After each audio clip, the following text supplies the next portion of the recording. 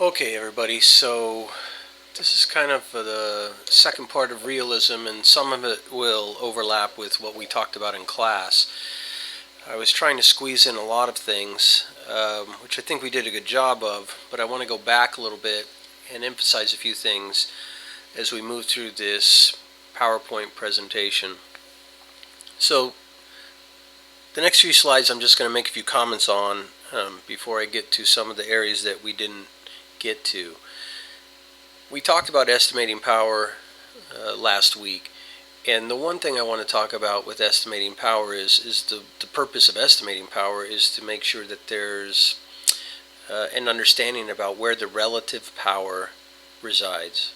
So just keep in mind that political realists are always looking to have a relative power advantage for their state. Okay, and whenever they engage in some type of economic or security activity, they want to make sure that they're getting the relative advantage of power. Okay, and so estimating power is really important. As you look at this slide, you realize that that sometimes GDP does not always predict who will win the war. Although there are a lot of different variables that help us understand how to estimate power so that a realist can understand the relative power ratio, you have to look at a lot of different various factors. But just understand that for multiple choice purposes and for the essay on the midterm, that it is about relative power, not necessarily absolute power for a realist. So we also went through, obviously, the elements of power excuse me, as it relates to, trying to assess power itself. So we went through the idea of natural resources, industrial capacity, moral legitimacy, everything you see in front of you in this slide. And we talked about that in class the other day. I just want you to make sure you take a look at this slide when you're studying for the upcoming quiz, because there's one or two questions about the difference between long-term versus short-term elements of power. Okay, so again, here's a slide which is showing you long-term elements of power. GDP for sure, population. Obviously, population is grows. Sometimes it diminishes, but it's generally a constant. Territory, geography, all these things are somewhat, in terms of common sense, long-term elements of power. The less tangible elements that you see in front of you are obviously ideological or somehow or another patterns of behavior in terms of political culture and how educated the population is and so forth. So make sure you review this slide for multiple choice purposes for the upcoming quiz. And of course, we did very quickly go through this short-term slide last week in class. You might think that military forces are long-term, but in terms of short-term power, the military can be diminished. It can be destroyed in a possible war. It could be that the state has a financial strain on it that does not allow it to maintain its military forces in the way it would like, say 10 years down the road. It might not have a well-developed military kind of industrial complex where you actually have weapons being developed at a rapid pace, ongoing in that way. So just keep in mind, military forces are not necessarily considered long-term. They need to be improved upon and maintained, and that is a constant drain on a state's budget and financially. Okay, so just again, review this slide that we did talk about in class, but just keep in mind the differences between short-term and long-term elements of power when you're trying to estimate power. Okay. One more thing on elements of power, and that is morality. We had a long discussion in class about the idea of shaming, and I know some people rolled their eyes or they didn't really believe that it was something that mattered, but this slide is pretty important, and because as it states there with the first bullet point, as it says, states have long clothed their actions, however aggressive, in rhetoric about peaceful and defensive intentions. When you really think about it, states historically are always trying to tell the world and their own populations that the reason they're doing things is about morality, right? Is about righteousness and so forth. And for a realist, what we're really saying is that that's not necessarily the case, and yet a realist has no problem selling their dominance and their attempts at having greater relative power through the lens of morality. Okay, so what we're saying is they can be hypocritical. They can be telling you that they're invading Iraq to spread democracy and to liberate people, when in reality they might be actually trying to seek somehow or another power. Now, keep in mind, I did tell you that political realists in the United States didn't support that invasion of Iraq in 2003 because it wasn't so much a morality issue. They just didn't think that we were going to come out ahead in the relative power gains. But the Bush administration sold it as a moral issue and also a security issue. They sold it in many ways to get the public on board. So when you shame states, when you shame them through revealing their hypocrisy or revealing their human rights abuses, like the United States was shamed when it came out that they had tortured Iraqi prisoners of war and so forth, then essentially there is a detriment to that state's morality. And morality is a long-term element of power, okay, because it goes to legitimacy and goes to global legitimacy and whether or not you can lead in that arena. Okay, so geopolitics, obviously, we also mentioned is long-term, just given the geography and so forth. That goes without saying. So review this slide when you have a chance as well. We already talked about anarchy and sovereignty, the idea that essentially the system exists in a state of anarchy. I don't need to belabor that point. I think that was made clear in last week's class. Okay. Keep in mind that there are one or two questions regarding sovereignty on the upcoming quiz.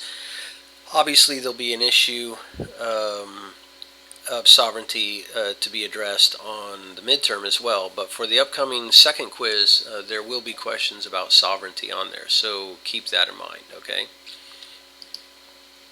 Now, this is pretty much where we were going, even though I skipped around at the end of class last week because I wanted to talk about essentially hegemony. We're going to get to that again, but I skipped around balance of power, and this is important. There might be one or two questions on the upcoming quiz on balance of power, but essentially when we talk about balance of power, we really are talking about the idea of maintaining the weight of power within the international system. Okay, so as the slide points out in front of you, it's a ratio of power capabilities between states or alliances. If you don't maintain that balance of power, then you are not necessarily capable of protecting your own state's interest as well. So we know through our discussion of hegemony that if there are powerful countries, there is a theory, I should say, if there's powerful countries that are dominating the international system, some people believe that's best because it creates more stability, less war, less conflict. However, it basically means that with impunity, those states get away with what they want to get away with because there's no balance of power. There's no one to put any checks or balances in against the more dominant states. So states try to maintain their balance of power, and when they have diminished power, certainly they try to raise it in their favor, such as North Korea or Iran, countries that want nuclear weapons. Countries that are trying to expand their economic investments around the globe, they're trying to, in their favor, change the balance of power. And you hear the term a lot when it comes to nuclear weapons, where obviously if certain countries are to, in fact, acquire nuclear weapons, then the balance of power is shifted. For those countries that are acquiring nuclear weapons, they're happy about that because they're increasing their power. For those that the United States or Western states, if it's in fact not an ally that is trying to achieve those nuclear weapons, such as North Korea, they feel as though the balance of power has been impacted in a negative way toward Western interest. So it's quite subjective, yet there quite often are alliances and spheres of influence historically in the balance of power, and when states try to increase their own share of that balance of power, then it's a threat to others and it can throw off the stability of the system. So that's essentially what is meant by the balance of power. And then, of course, there's always, for every action, there's a reaction, and there's counterbalancing. So it just essentially means that when there are increases in one or two states' power or an alliance of power, then there's going to be a reaction to that in some way or another. And that could be a war in order to diminish that growing power, could be new alliances, any number of issues.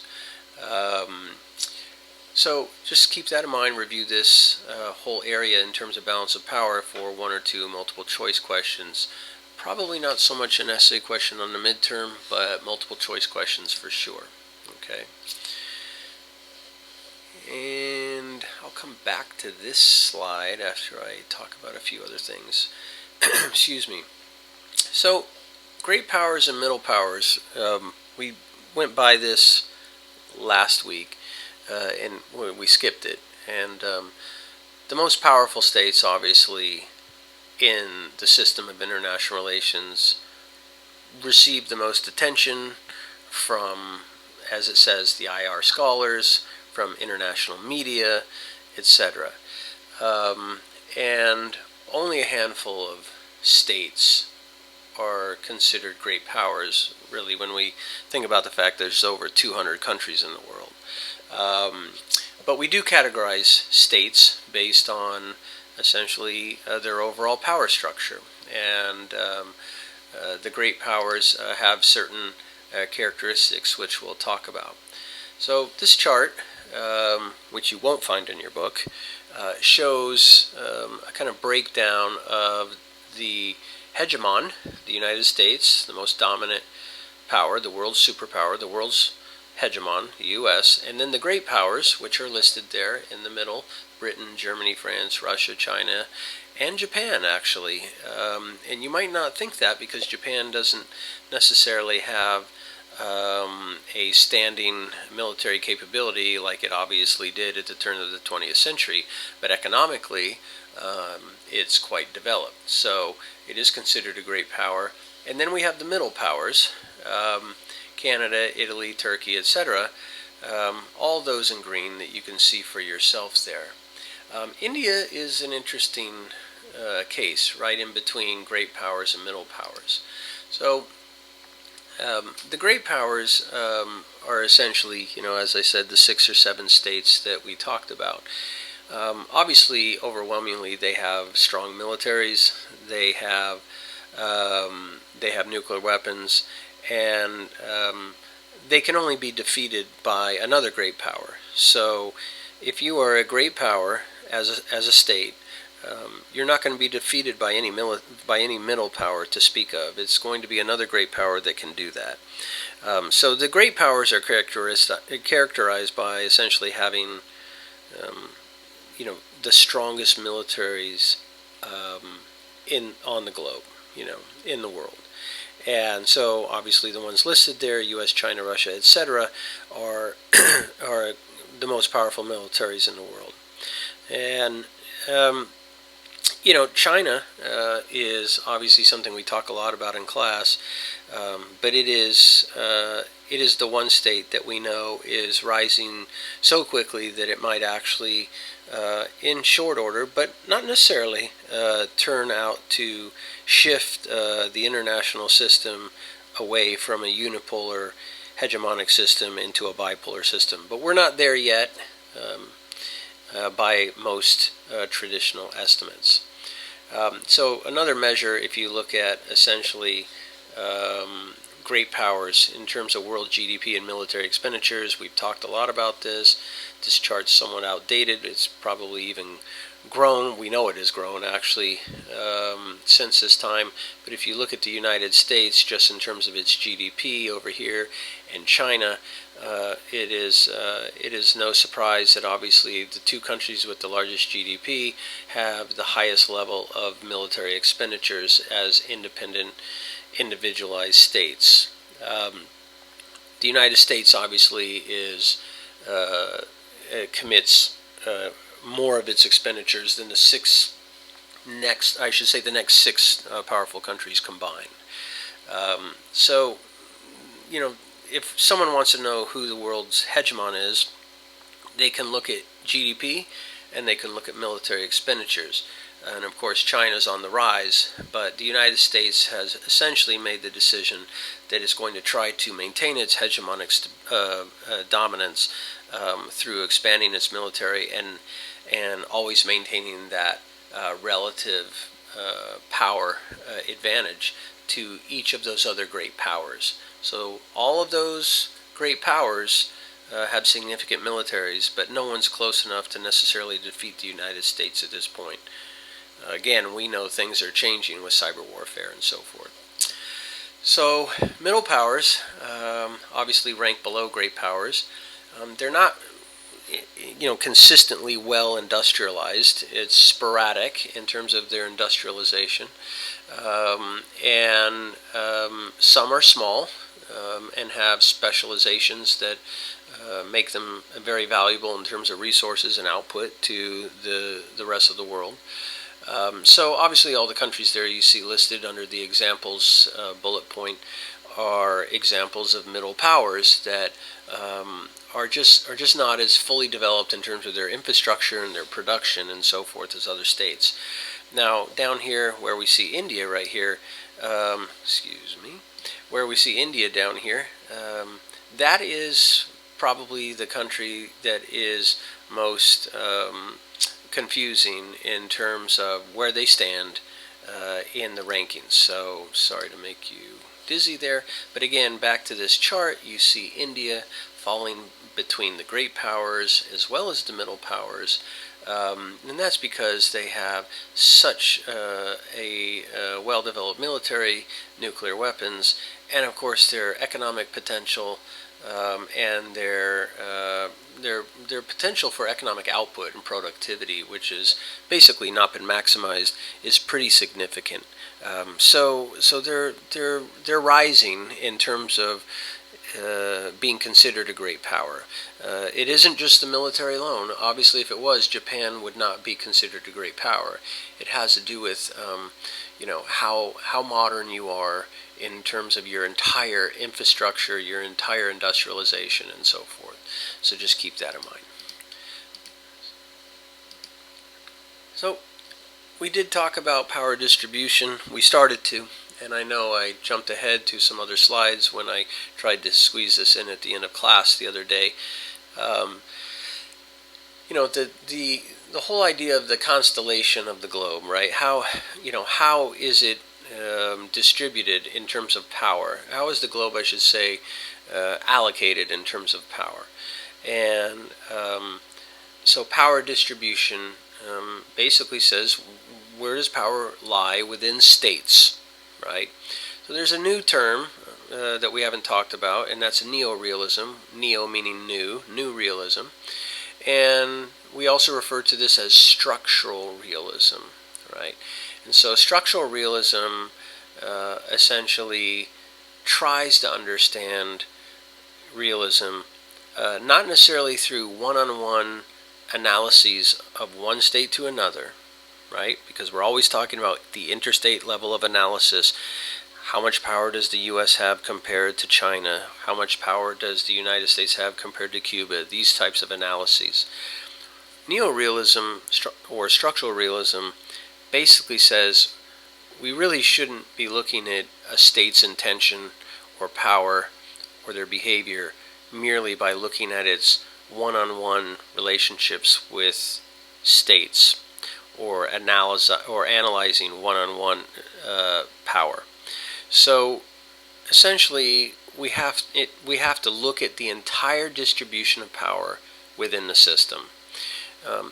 So structural realists, are really concerned about the pecking order of power, literally from the most powerful all the way down to the bottom. Because a classical realist is always trying to assess, essentially, their relative power from one state to another. But a structural realist is essentially saying, where do we fall in the hierarchy of all states in the international system? And, importantly, make sure you write this down, that they want to make sure they don't lose power. So if you know where you're at in the system, structural realists tend to emphasize the idea that states are reluctant and do not want to lose power within the overall system. Whereas a classical realist that we've been talking about, they're always considering their relative power from one state to another, but they're not necessarily looking at where they are in the whole hierarchy of the IR system. So structural realists tend to try to understand state behavior by looking at essentially where they are in the pecking order, and they believe that states don't want to lose their place in the pecking order of power from top to bottom, and that where they're at in the system is going to help us understand essentially their pattern of behavior. Because essentially, if you are a middle power versus a great power, and where are you in the list of middle powers and so forth, that says a lot about why you might be doing what you're doing as a state. So say structural realist.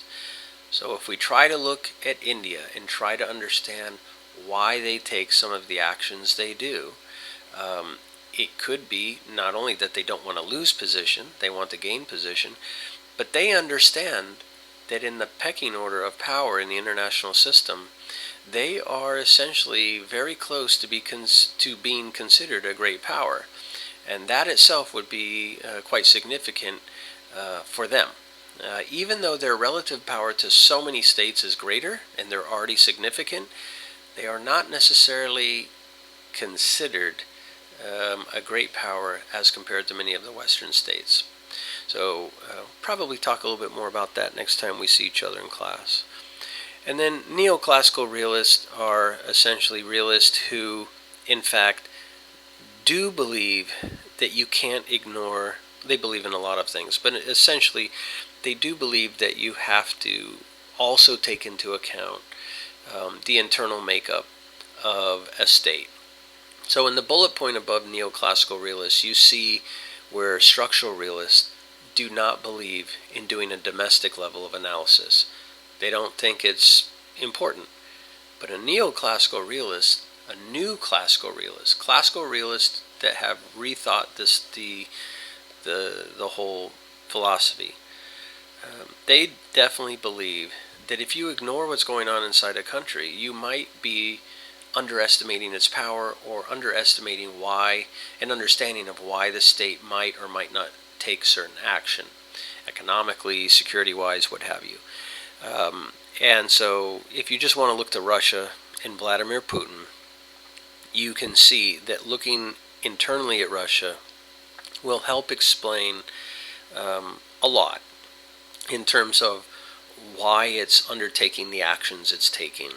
The nationalism, the resurgence of Russian pride as a source of, or a kind of an indicator of nationalism, the corruption of the oligarchs, the consolidation of power by Putin over the political system, and so forth.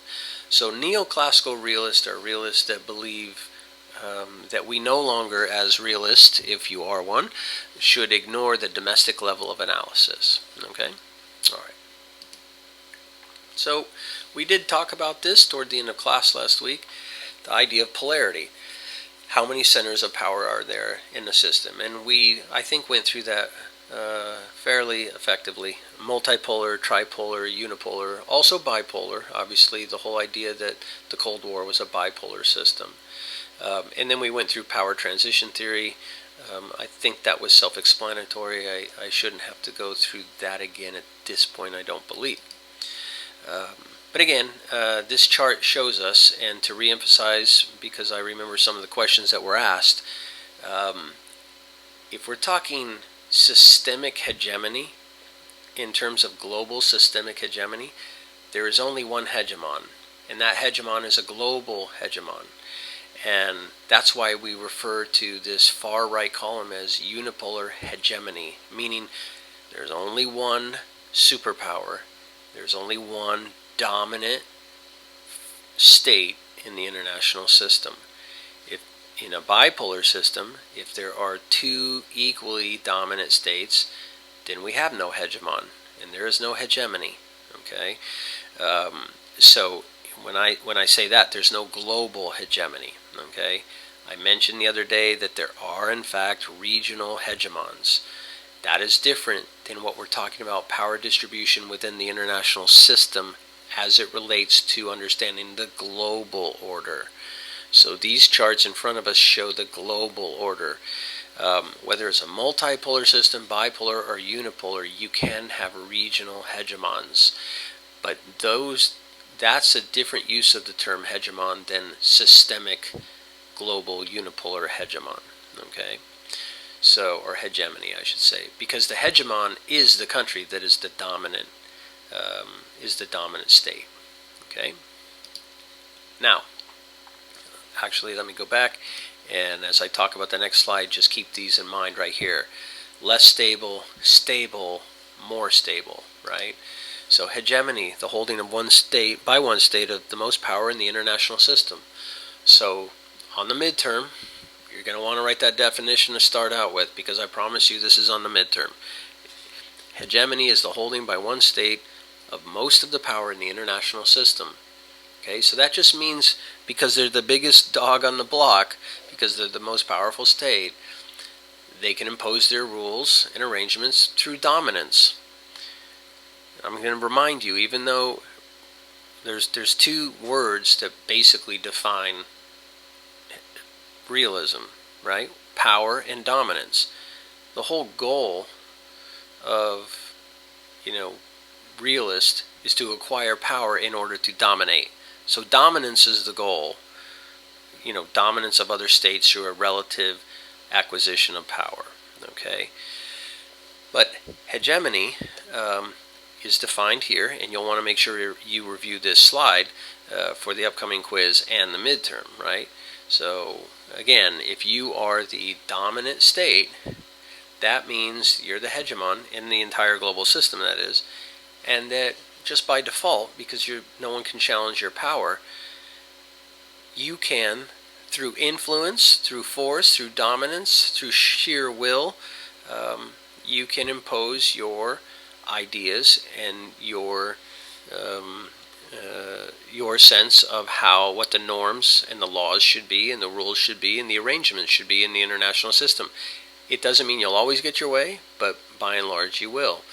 Obviously, with President Trump, many people feel as though that there has been an abdication of leadership in the system, because we are the hegemon, and by pulling back from some of our relationships with our allies, there's a question about whether or not the hegemonic power is being thwarted and ignored and lost in that way. So just something to think about in terms of putting this in the context of what's happening today. So again, that previous chart did reference the fact that certain people believe that, and there is a theory out there, hegemonic stability theory, that through hegemony you're going to have more stability. Why? Because people know they can't fight you. They know that they can't win. They can't fight you with any hope of winning, that is. And essentially, that you will be able to deter aggression by your mere size and scope of your power and influence. So, the hegemons don't mind integrating world markets because they can control them. in that way, and then they can create a system that works toward their advantage. Um, so right now you see I should say at the bottom of this slide, it says U.S. ambivalence, internationalist versus isolationist moods, unilateralism versus multilateralism. So again, we've talked about in class a few times how President Trump has talked about he's not a globalist and he doesn't really favor globalists as policymakers. So an internationalist essentially is a globalist, and they are those policymakers and those people that believe in a lot of widespread international trade and globalization, and they move away from favoring the nation state at all cost. That doesn't mean they're not realist, and we pick that up in the next chapter when we get to liberalism and neoliberalism, actually. But it does mean that they are less inclined to be worried about borders, less inclined to be worried about the exchange of labor and migrants and so forth. They're still about dominance and global economic power, but less concerned about national identity. And so that's where you get people that are quite upset because of globalization. States lose their national identity quite often, or they feel like they do. Okay, unilateralism versus multilateralism. Doing things by yourself, a unilateral approach versus working together with other states.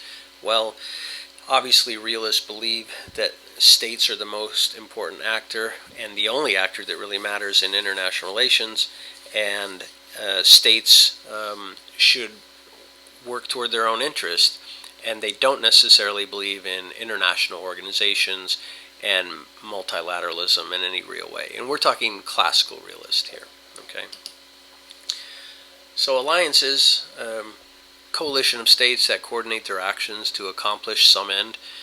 We know NATO, in a very, very unique way. The EU is an alliance. It's what we call a supranational organization, which we'll talk about later in the semester.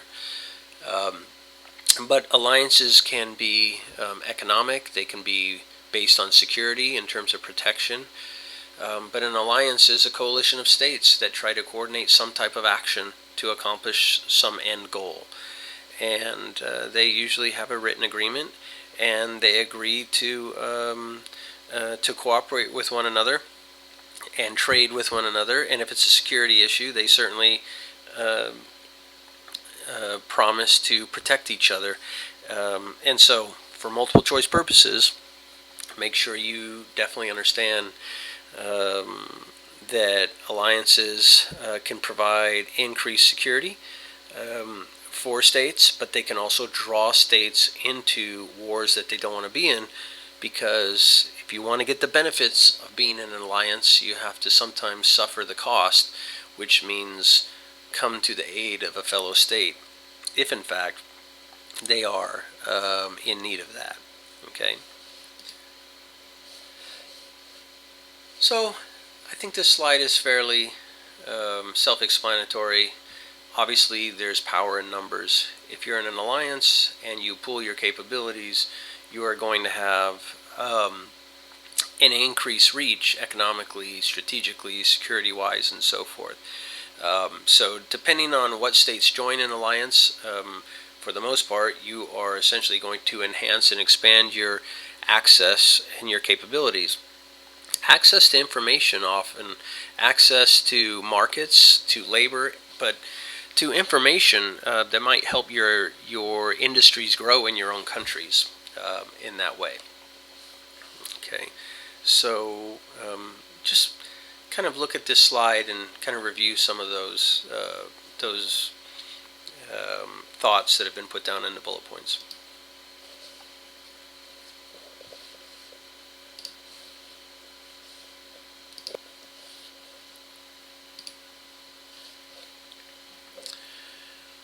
Continuing on, I had to take a break there, get a glass of water. Essentially, the most well-known alliance is the North Atlantic Treaty Organization, NATO. It's one of those acronyms and those words that I think almost everyone has heard in their life. Many people might not know what it is, where it came from. Obviously, it's a post-World War II alliance that was meant to, in fact, counterbalance Soviet growing power in Europe.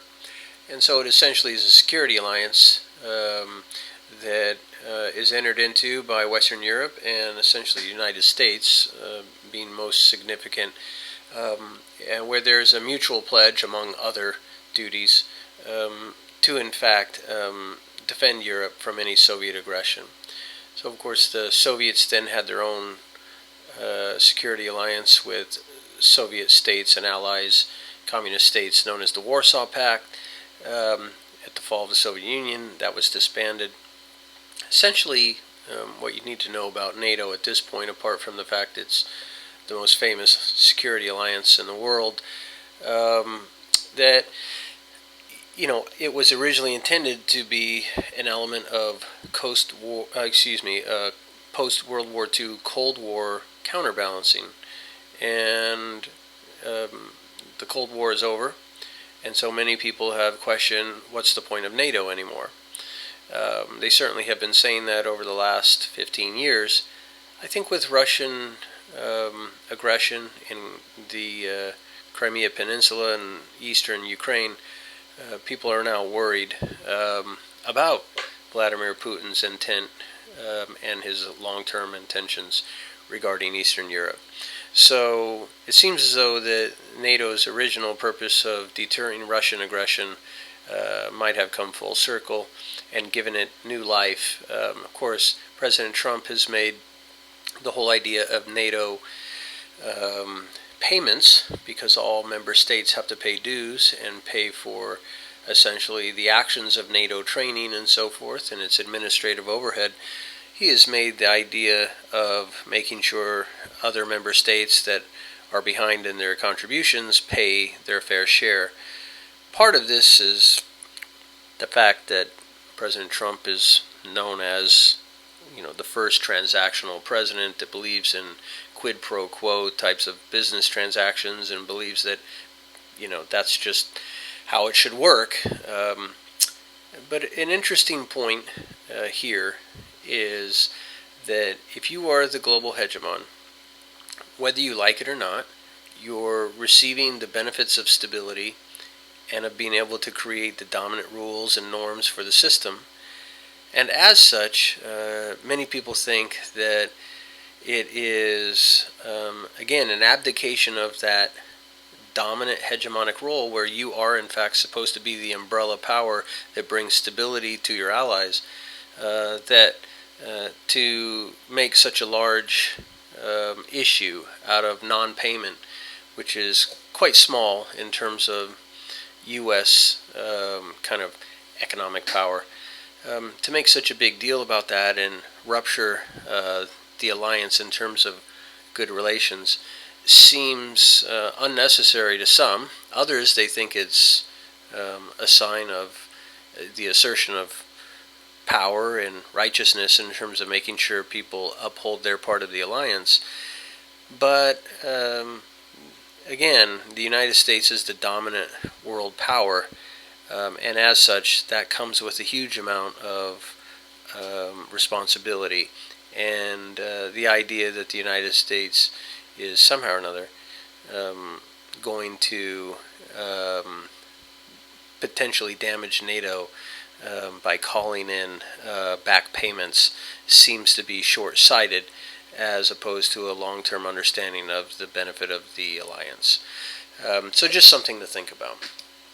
Now, here's just a map showing you of NATO members pre-1999 and then post-1999, etc. You can look at that on your own time just to get an idea. This chart, which is the chart I showed earlier, again shows you the EU members. In terms of right here, you can follow the flow chart in terms of great powers and how they fall out in terms of being part of the EU and also being part of NATO. So NATO is a security alliance. EU is essentially a supranational kind of conglomerate of states. So you can look at how these organizations kind of align themselves to the chart of great powers, middle powers, and hegemonic power. Okay. Now, moving on to the issue of statecraft, um, some IR schools and classes give a lot of time to this, some do not. You do hear the word from time to time used in the news. You certainly read about it in academic journals and so forth. But essentially, as it states there, the definition of statecraft is the art of managing state affairs among the states. So, statecraft is about essentially being able to juggle a lot of balls in the air at once successfully. And so far in this class, I've tried to impress upon you how complicated international relations is, using the Middle East as just one example. But managing state affairs and maneuvering in a world of power politics with many other states, right? And being able to seek out your own state's interest. At the same time, you're maintaining your domestic order, but you are also trying to somehow or another maintain your status in the international system. I mean, that takes a lot of skill and acumen. And when people pull it off, or when there are, in fact, a lot of balls in the air, so to speak, when domestic and international affairs merge, people often refer to as the art and the craft of managing states as statecraft. Okay, so just keep that in mind in terms of the word itself and when you think it's appropriate to use it. So again, different elements of statecraft: to try and deter, to compel, or to escalate. President John F. Kennedy historically receives an enormous amount of credit, as flawed as he and his administration were in many respects. When it came to the Cuban Missile Crisis, the level of support and appreciation for how he handled the Cuban Missile Crisis by deploying the U.S. military, putting it on the brink of not only conflict but possible nuclear war, while at the same time maintaining overt and covert back-channel diplomacy, and by trying to use the military in a way to deter and find a way to de-escalate the crisis. Now, I'm not going to lecture on the Cuban Missile Crisis here. We certainly can talk about it in class. But if you know anything about the Cuban Missile Crisis, and if you don't, you should, but if you know anything about it, Kennedy certainly juggled an enormous amount of pressure from within his own administration that wanted him to invade Cuba, that wanted him to bomb Cuba, wanted him to go to war. He had to deal with the secrecy of the issue, not let it leak out prematurely, deal with the state security of the United States, and then find a way to come out victorious and not look weak, all the while not going to war. Meaning, there is a way to look strong without going to war, believe it or not. And that's something that I think is lost in the current 21st century. Not just, in the last couple of years with President Trump at all, but I would say in the last 30 years, the way power and strength has been defined in the United States is largely through the use of military power as opposed to merely the threat of military power or the capability and the promotion of the capability of military power.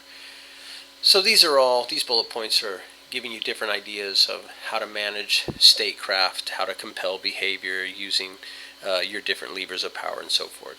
We might talk more about this in class because this to me is a very interesting and noteworthy aspect of the international system. Okay, to the last part of this lecture is the issue of rationality. So the question is, are human beings rational, right? And if states are made up of human beings, Realists believe that states are in fact like human beings and that they act rationally. And so again, rationality is defined in the IR system as a state that can identify a goal and work toward achieving that goal in a logical way. So down at the very bottom you see essentially that rationality implies people are able to assess something in a cost-benefit analysis. Am I going to be able to achieve this with a greater benefit than cost? Because if the cost is too high and the benefit is not as great as the cost, then a realist doesn't want to do it because the relative gain is not good enough. It's not worth it. So if you're benefiting, but you're not benefiting enough and the cost is too great, are you actually maintaining a relative edge and a relative advantage by doing what you want to do? So rationality implies that states can undertake that level of analysis. And back to the 2003 invasion of Iraq, of course, the classical realists said invading Iraq was going to be too high of a cost for too little of a benefit. And the neoconservatives under Bush ignored that analysis and thought otherwise. And whether they thought there was going to be a greater benefit versus the cost, or they didn't care if the cost was higher than the benefit, remains to be seen, depending on which member of the administration you read about. But essentially, rationality is the idea that human beings are rational, and because states are made up of human beings, realists see states as rational entities that we can basically understand in a predictive way. So this gets us back to predictive behavior. So the prisoner's dilemma is this idea of trying to understand essentially whether or not you can trust someone, and if you can or cannot, what is the best choice you can make for your own self-interest. So a lot of this is evolved into game theory. So the prisoner's dilemma is called that because there's often a story told where two accomplices are arrested, they're separated by the police. This is our hypothetical. They're separated by the police. The police lie to both of them, tell them that the other person is cooperating, and that if they don't cooperate, that they'll take a worse punishment than if they do, as opposed to cooperating. So in other words, they separate the criminals. The criminals don't know what each of the officers are saying to each of the criminals because they're separated. But they're threatening them and they're lying to them, saying, if you cooperate, you'll get a better deal. And they're telling each one of them, if you don't, then you're going to get a worse deal. But the prisoners know that if they both don't say anything, they're both going to essentially get away. But they don't know who's saying what in the other room. They don't know if they can trust the other to not say something. So the question is, can you trust the other person that they're not saying anything, and that if you don't say anything, that's your best result. You're both going to get out of the jam. But if you say something, you're going to get a diminished sentence, but you're still going to have to pay some price, but not as bad as if you didn't say anything and your accomplice actually is saying something in the other room. So you just don't know. It's a matter of trust. Should you take the risk and hope that you get the best result in the sense of for you and the other person of not cooperating, but you don't know if the other person's not going to cooperate just like you? Should you mitigate your damages and the harm that might come to you by cooperating without realizing whether or not the other person is going to cooperate or not? And if they don't, then you've hung them out to dry, etc., etc. So it's a dilemma of trust and self-interest. And this type of situation is about predictive behavior and it's turned into something known as game theory. And so game theory falls in line with essentially quantitative analysis. And so on the next chart, there's this issue about India and Pakistan, right? And you see where it says there the first number in each group is India's payoff, the second is Pakistan's. The number 4 is the highest payoff, and the number 1 is the lowest. So obviously, the 4, 1 is in the lower left-hand corner is the best outcome for India in terms of, essentially the highest payoff. Okay, cooperate, right? So versus defect. So India defects, Pakistan cooperates. Okay, that's the best outcome. So the best outcome for Pakistan is that India cooperates and they defect. Okay, in terms of this particular arrangement or agreement. The best result for both of them is to both cooperate. But they don't know if they can trust each other to still cooperate. We're back to reciprocity now. Okay, if they both defect, it's not great for either one of them. Neither one of them suffers the worst result because they both defected as opposed to one and not the other. But they haven't got the benefit of cooperating. So that's why it's a 2 and a 2. So whoever defects and the other person cooperates, well, the defector is going to come out ahead with the greatest advantage. But obviously the best advantage for everyone is for both to cooperate. But they just don't know if they can trust each other to cooperate.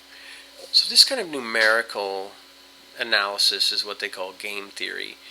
And the United States government, Western governments, basically have done this type of number crunching where they try to reduce down to some number game decision making as a predictive model of what states will most likely do or not do, and what are the consequences if they defect, cooperate, what have you, in any particular arrangement. So this kind of analytical, numerical driven decision making is part of the cost benefit analysis of realist and realism. So these charts that talk about the prisoner's dilemma explain the fact that realists are always trying to reduce their cost benefit analysis down to a numbers analysis where they can try to find out what are the consequences for every type of decision and what is the most predictive behavior so that they can in fact act on that. And so this is also made clear in your textbook on page 96 with the the stag hare analogy. I want to make sure that you read that, and we can talk about that in class. But the whole idea of rationality is leading realists to the idea that they'll make the best cost-benefit analysis in terms of predictive behavior for the state. Okay, and on that same, or I should say, in the page before that, page 95, I believe it is, there is the box there that talks about 6.3, the national interest. And so just keep in mind that a realist is always seeking out the state's national interest, which is its dominance, power, acquisition, and state security. And so their decisions, based on prisoner's dilemma game theory, is always working toward that end for a realist. Okay. Now keep in mind that this type of understanding is purely within the realm of realism. Obviously, in the next chapters or the next few chapters, we explore alternative theories, but you just have to understand realism in all of its intensity and all of its manifestations, because even though there are many other philosophies at work in the IR system besides realism, it governed essentially the minds of leaders in the 20th century in a predominant way, and it still exists within the system of liberal cooperation and multilateralism that we see today. So it's alive and well, but we'll see that it's been diminished by other philosophies and realities of international organizations and cooperation. Now, I'll let you look at that slide on your own. As a reward for people that actually listen to this entire, whatever it is, 1 hour lecture, I have an extra credit assignment for you. And that is, explain this stag hair analogy. Type this out in a Word document. That'll show me that you read that. And then answer the questions, are human beings rational? Tell me if you think so, yes or no, based on the definition that I gave you and what you've read in a book. Question number 3, are states rational? So explain the stag hair analogy. Are human beings rational? Explain. Are states rational? Explain. Type out your answers to these questions. Submit them online via the link I will have provided as labeled Realism Extra Credit, and do so by Thursday. So this is just my way of trying to kind of detect how many people listen to the entire lecture, and I will try to provide you some extra credit for submitting your answers to these questions, okay? When we see each other on Thursday, what we're going to do is we are going to talk about any questions you have about this subject matter. We're going to keep talking about realism, okay? And then we're going to transition into liberalism / idealism and some of the other theories. And then we will have our next quiz on realism at the end of the class, not at the beginning, okay? That way a lot of this will hopefully have sunken in by the time we lecture, all right? So that's it for this this lecture, and I hope it somehow or another helps out.